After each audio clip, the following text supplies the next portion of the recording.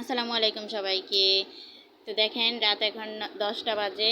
তো আমার হাজব্যান্ড বলছে যে ডিম সিদ্ধ খাবে, তো সেজন্য আমি ডিম সিদ্ধ করতে চলে এসেছি। আসলে আমাদের রান্নাঘরটা বাহিরে, আর মানে বেশি দূর না, একটুখানি দূরই।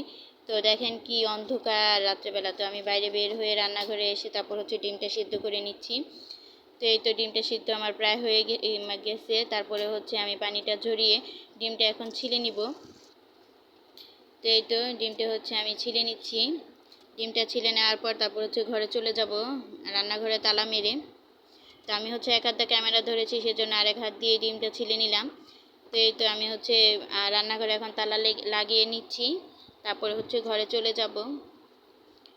তো এই তো আমি ঘরে চলে এসেছি। এখন আমার হাজব্যান্ডকে ডিমটা খাইয়ে দেব।